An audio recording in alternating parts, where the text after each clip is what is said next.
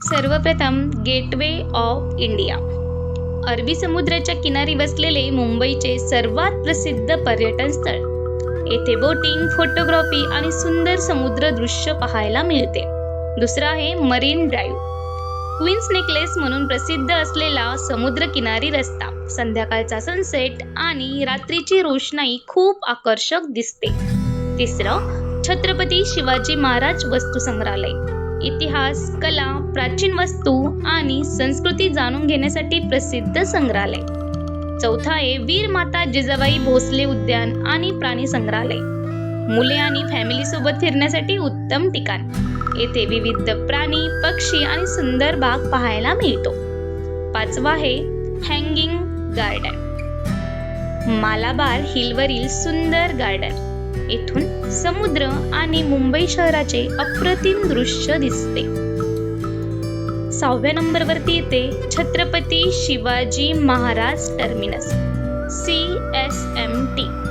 ब्रिटिशकालीन वास्तुकलेचा अप्रतिम नमुना आणि युनेस्को जागतिक वारसा स्थळ.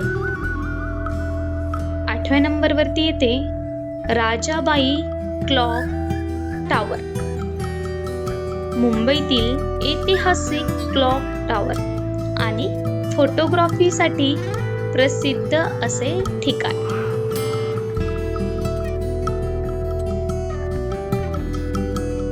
8व्या नंबरवर येते महाकाली लेणी. प्राचीन बौद्ध गृह आणि शांत वातावरणासाठी प्रसिद्ध ऐतिहासिक ठिकाण. 9व्या नंबरवरती येते सायन हिलॉक किल्ला.